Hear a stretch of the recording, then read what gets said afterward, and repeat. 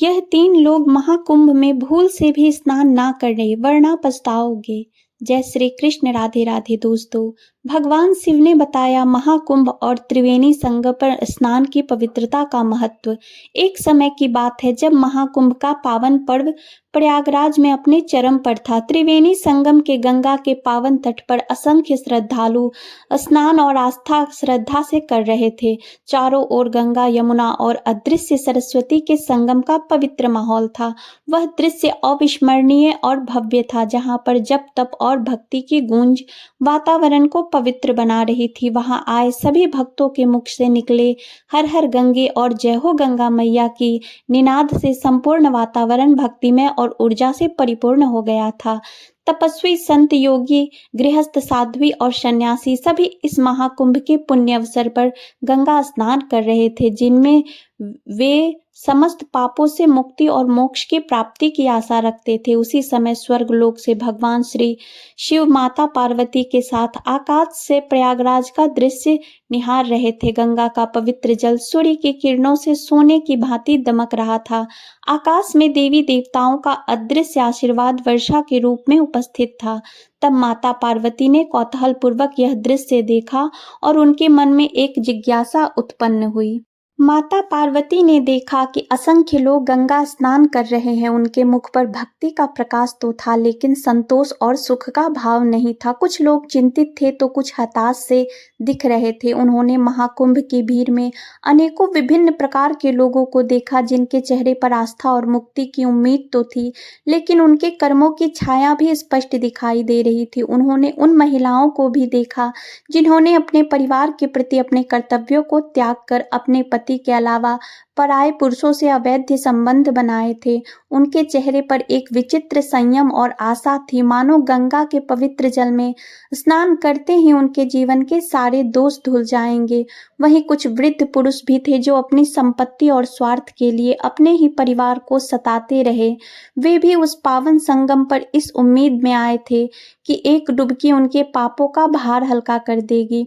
माता पार्वती ने उन धोखेबाज व्यापारियों और भ्रष्ट अधिकारियों को भी देखा, जिन्होंने अपनी लालच और अनैतिक साधनों से आजीवन गरीबों तथा लाचार को ठगा था। उनके भी मन में यह धारणा थी कि गंगा में स्नान करके वे अपने किए गए हर अन्याय और दुष्कर्म से मुक्त हो जाएंगे। उसी भीड़ में एक युवा वर्ग भी था, जिन्होंने नए जमाने और कलयुग के चलते अपनी नैतिकता और मर्यादा को भुला दिया था। वे अपने दुष्कर्म और दिशाहीन जीवन को सही दिशा देने की बजाय गंगा के जल में समाधान खोज रहे थे। उन्होंने देखा कि कुछ लोग जो समाज में ईर्ष्या, घृणा और हिंसा को बढ़ावा देते रहे थे, तो कुछ चोरी करने के उद्देश्य से, तो कुछ व्यापार करने के उद्देश्य से, वे सभी उस स्थान पर पवित्रता का आभास लेकर पहुंचे थे। मित्रों, मां पार्वती ने यह देखा कि कुछ लोग जो अपने पड़ोसियों से ईर्ष्या रखते थे, दूसरों की संपत्ति और अधिकारों पर लालच से नजर गड़ाए हुए थे, वे भी इस भीड़ का हिस्सा थे। वे मानते थे कि गंगा का स्पर्श उनकी आत्मा की शुद्धि कर देगा। उन सभी चेहरों पर पवित्रता पाने की आकांक्षा तो थी, लेकिन माता को उनके हृदय में सच्चे प्रायश्चित और सुधार का कोई भाव नहीं दिखा। यह देखकर माता पार्वती का हृदय व्याकुल हो उठा। उन्होंने सोचा, क्या गंगा का पवित्र जल सच में इतना भारी पापों का प्रायश्चित कर सकता है? क्या इन लोगों का उद्धार केवल एक डुबकी से संभव है, जबकि उनके कर्म और मन अब भी दूषित हैं? क्या गंगा का पवित्र जल सच में इतने भारी पापों का प्रायश्चित कर सकता है? क्या इन लोगों का उद्धार केवल एक डुबकी से संभव है, जबकि उनके कर्म और मन अब भी दूषित हैं? माता पार्वती ने भगवान शिव से प्रश्न किया, हे नाथ, गंगा स्नान को पाप नाशक और मोक्षदायी कहा गया है, फिर यह सभी श्रद्धालु स्नान करने के बाद भी दुखी क्यों है? क्या महाकुंभ में किया गया स्नान भी अब निष्फल हो गया है? क्या कलयुग में गंगा की शक्ति कम हो गई है? मित्रों, तब मंद मुस्कान के साथ भगवान शिव बोले, हे पार्वती देवी, गंगा में स्नान तभी फलदायी होता है जब उन्हें श्रद्धा, भक्ति और पवित्रता के साथ किया जाए। केवल जल में डुबकी लगाने मात्र एक शारीरिक क्रिया है, लेकिन यदि मन और आत्मा शुद्ध ना हो तो यह महान पावन स्नान निष्फल हो जाता है। यह केवल बाहरी स्वच्छता तक सीमित रहता है और आध्यात्मिक रूप से कोई प्रभाव नहीं डालता। गंगा स्वयं पवित्र है और पापनाशिनी है, परंतु जब तक मनुष्य सच्चे हृदय से अपने पापों की क्षमा नहीं मांगता और ईश्वर के प्रति समर्पण की भावना नहीं रखता, तब तक वह इस पवित्र जल से लाभ नहीं उठा सकता। मैं तुम्हें कल इसका प्रमाण दूंगा, जिससे यह स्पष्ट हो जाएगा कि सच्चा स्नान केवल जल में प्रवेश करने से नहीं, बल्कि हृदय की शुद्धता और समर्पण से होता है। मित्रों, वे दोनों माता पार्वती और भगवान शिव अदृश्य हो जाते हैं।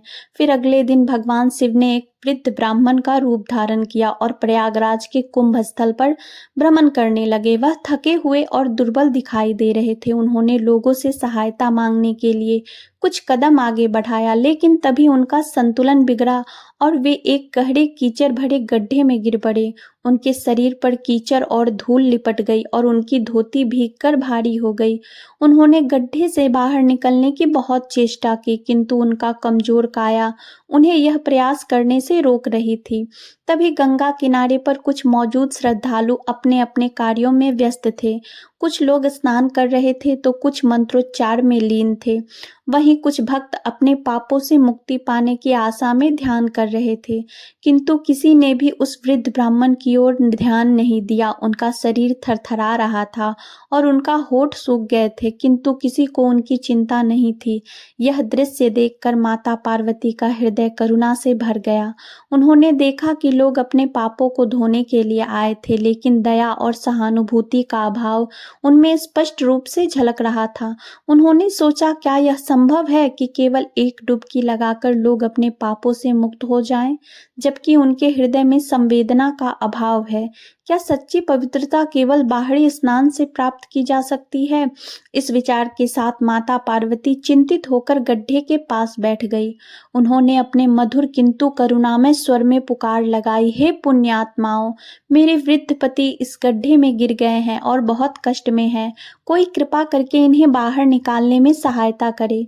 परंतु ध्यान रहे, केवल वही व्यक्ति इन्हें स्पर्श करे जो सर्वथा निष्पाप हो, अन्यथा उनके दिव्य तेज के कारण वह भस्म हो जाएगा।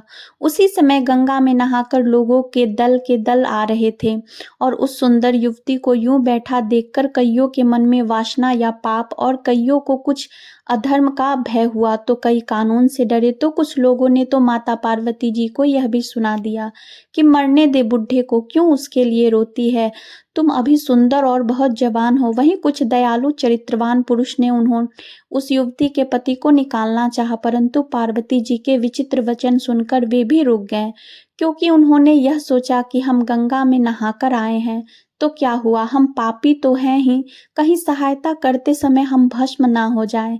इस स्त्री के कथन के अनुसार पापी लोग खुद से भस्म हो जाएंगे और हमें पुण्य और पाप की गिनती कैसे पता होगी। मित्रों, किसी का भी साहस नहीं हुआ। सैकड़ों आए, सैकड़ों ने पूछा और बस चले गए। अब तो संध्या हो चली। तब भगवान शिव ने माता पार्वती से कहा, देखा, आया कोई सच्चे हृदय से गंगा में नहाने वाला।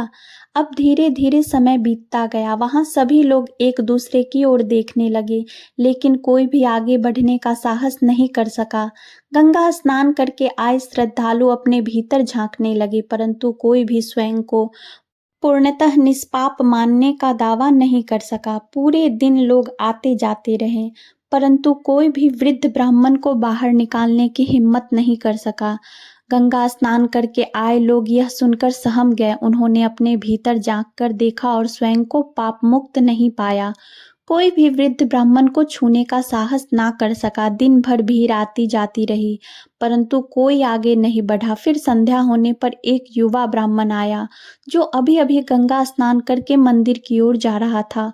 उसने माता पार्वती की पुकार सुनी और तत्काल उस ब्राह्मण को गड्ढे से बाहर निकालने के लिए आगे बढ़ा। माता पार्वती ने पुनः उन्हें सचेत किया और कहा, उन्होंने अपने मधुर किंतु करुणामय स्वर में पुकार लगाई और कहा, मेरे प्रिय बंधु, मेरे वृद्ध पति इस गड्ढे में गिर गए हैं और बहुत कष्ट में हैं, परंतु ध्यान रहे, केवल वही व्यक्ति इन्हें स्पर्श करे जो सर्वथा निष्पाप हो, अन्यथा उनके दिव्य तेज के कारण वह भस्म हो जाएगा। अब वह युवक निडर होकर बोला, हे माता, मैं अभी भी महाकुंभ में नहाकर गंगा स्नान करके आया हूँ। मैंने सच्चे मन और श्रद्धा से डुबकी लगाई है और मुझे विश्वास है कि मेरे समस्त पाप धुल गए हैं। यदि गंगा माँ की कृपा से मैं अब भी शुद्ध नहीं हुआ तो फिर कोई भी शुद्ध नहीं हो सकता। मेरे मन में कोई संशय नहीं है। मैं अपने पुण्य कर्मों का विश्वास रखता हूँ और किसी भी परीक्षा के लिए प्रस्तुत हूँ। मित्रों, युवक ने जैसे ही वृद्ध ब्राह्मण का हाथ पकड़ा कि एक चमत्कार हो गया। अचानक से बिजलियां चमकने लगी और चारों ओर कोहरा छाया। तब भगवान शिव ने अपना दिव्य स्वरूप प्रकट किया और चारों ओर दिव्य प्रकाश फैल गया। आकाश में देवताओं के नगारे बजने लगे और पुष्पों की वर्षा होने लगी। भगवान शिव ने युवक को आशीर्वाद देते हुए कहा, हे वत्स, केवल तुमने ही सच्चे हृदय से गंगा स्नान किया है। तुम्हारा मन निर्मल और आत्मा पवित्र है, इसलिए तुमने श्रद्धा, विश्वास और भक्ति के साथ यह पुण्य कर्म किया। जो व्यक्ति केवल दिखावे के लिए गंगा में स्नान करता है, उसका स्नान मात्र एक शारीरिक क्रिया बनकर रह जाता है, किंतु जो सच्चे हृदय से आत्मशुद्धि की भावना रखता है, वही वास्तविक रूप से पवित्र होता है और गंगा माँ की कृपा प्राप्त करता है। तुम्हारी इस निस्वार्थ सेवा से मैं अत्यंत प्रसन्न हूँ। मित्रों, अब आगे भगवान शिव ने माता पार्वती से कहा, हे देवी, अब मैं तुम्हें उन स्त्रियों और पुरुषों के विषय में बताता हूँ जो निर्वस्त्र स्नान करते हैं। हिंदू धर्म शास्त्रों में स्नान के भी नियम निर्धारित किए गए हैं, जिनका पालन करना अनिवार्य है। पौराणिक कथाओं में इसका उल्लेख मिलता है कि निर्वस्त्र स्नान करने से जल देवता वरुण देवता का अपमान होता है। भगवान श्री कृष्ण ने स्वयं गोपियों के वस्त्र को दान करके इस नियम की महत्ता बताई थी तथा गरुड़ पुराण के अनुसार स्नान करते समय पूर्वज हमारे आसपास होते हैं। यदि कोई निर्वस्त्र स्नान करता है तो पितृदोष का भागी बनता है और माता लक्ष्मी उसके घर से सदा के लिए विदा हो जाती है। निर्वस्त्र स्नान करने वाले व्यक्ति के जीवन में आर्थिक संकट, मानसिक तनाव और नकारात्मक ऊर्जा का प्रभाव बढ़ जाता है, इसलिए यह शास्त्रों में वर्जित किया गया है। प्रिय दर्शकों, इसके पश्चात भगवान शिव ने माता पार्वती को वे 12 नियम बताए जो गंगा स्नान के समय ध्यान में रखने चाहिए, ताकि स्नान केवल एक शारीरिक प्रक्रिया ना रहे बल्कि आत्मशुद्धि और आध्यात्मिक जागरूकता का भी माध्यम बने। उन्होंने समझाया कि इन नियमों का पालन करने से व्यक्ति केवल बाहरी रूप से नहीं बल्कि आंतरिक रूप से भी शुद्ध होता है, जिससे उसका जीवन और अधिक समृद्ध और शुभ बनता है। मित्रों, भगवान शिव ने कहा, हे देवी, अब मैं तुम्हें गंगा स्नान के विषय में कुछ महत्वपूर्ण नियम बताता हूँ, इसे तुम ध्यान से सुनना। सबसे पहला, महाकुंभ में स्नान से केवल शरीर और मन दोनों शुद्ध होते हैं, बल्कि व्यक्ति को आध्यात्मिक बल प्राप्त होता है। यह स्नान व्यक्ति के जीवन में सकारात्मक ऊर्जा का संचार करता है, मानसिक तनाव को दूर करता है और आत्मिक शांति प्रदान करता है।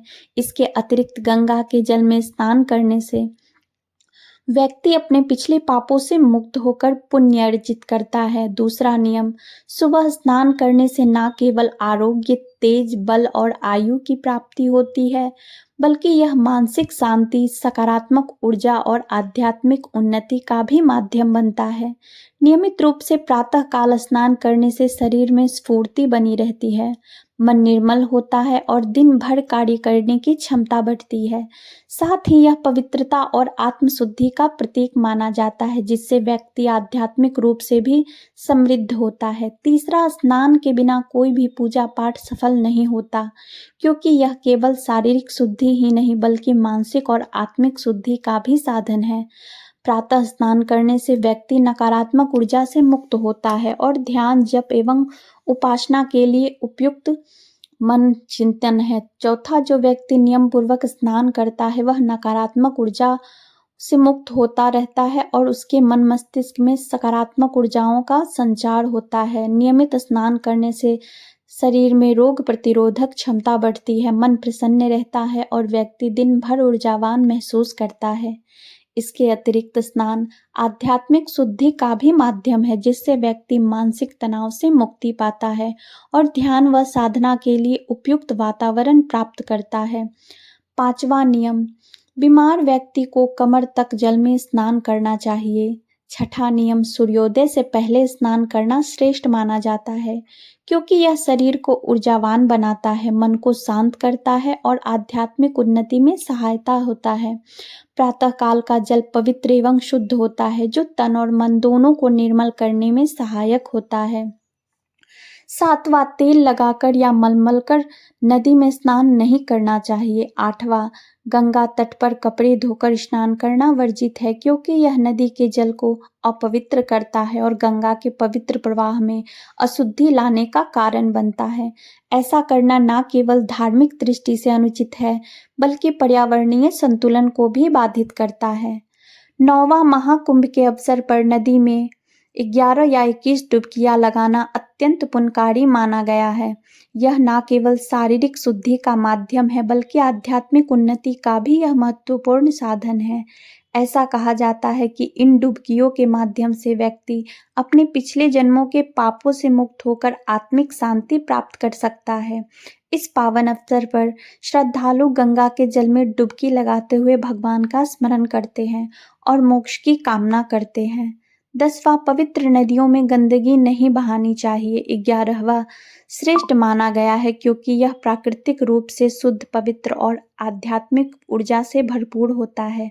विशेष रूप से गंगाजल को मोक्षदायी और पापनाशनी माना जाता है, जो न केवल शरीर की शुद्धि करता है, बल्कि आत्मा को भी निर्मल करता है। और 12वां नियम, गंगा माता कहती है, जो जहाँ भी श्रद्धा और विश्वास के साथ स्नान के समय मेरा स्मरण करेगा, वहाँ मैं स्वयं आकर उससे पवित्र कर दूंगी और उसके समस्त पापों का नाश करूंगी। मेरा जल केवल बाहरी शुद्धि नहीं, बल्कि आंतरिक पवित्रता और आत्मशुद्धि का भी माध्यम है। मित्रों, और भगवान शंकर ने कहा, हे देवी, महाकुंभ केवल एक पर्व नहीं, बल्कि आत्मशुद्धि, आत्म जागृति और आध्यात्मिक उन्नति का दुर्लभ अवसर है। इस पावन अवसर पर जो श्रद्धा, आस्था और संपूर्ण भक्ति के साथ गंगा में स्नान करता है, वही इसके वास्तविक पुण्य का अधिकारी बनता है। गंगा का जल स्वयं पवित्र और मोक्षदायी है, परंतु जब तक मनुष्य अपने भीतरी अशुद्धियों को दूर करने का प्रयास नहीं करता, तब तक वह इसका पूर्ण लाभ नहीं उठा सकता। मात्र शरीर को गंगाजल में डुबो देने से कोई पाप नहीं मिटते, जब तक कि मन और आत्मा भी शुद्ध ना हो। वास्तविक स्नान तभी होता है जब मनुष्य अपने समस्त पापों का परित्याग कर संकल्प ले कि वह धर्म, सत्य और करुणा के मार्ग पर चलेगा। माता पार्वती ने श्रद्धापूर्वक भगवान शिव के चरणों में शीश झुकाया और कहा, हे नाथ, आपने मुझे वास्तविक गंगा स्नान का रहस्य समझाया और इसकी आत्मिक गहराई का बोध कराया। अब जो भी इस कथा को श्रद्धा और भक्ति के साथ सुनेगा, उसका हृदय शुद्ध होगा और महाकुंभ में पूर्ण समर्पण भाव से स्नान करने से उसके समस्त पापों का नाश होगा। यह दिव्य स्नान उसके जीवन में सुख, समृद्धि और मानसिक शांति लाएगा। माता लक्ष्मी का वास उसके घर में सदा बना रहेगा और उसका पारिवारिक वैभवशाली तथा धन धान्य से परिपूर्ण रहेगा। इस पुण्य अवसर को जिसने भी सच्चे मन से अपनाया, वह निश्चित ही ईश्वरीय कृपा का पात्र बनेगा। जय श्री कृष्ण। राधे राधे दोस्तों। जय गंगा मैया।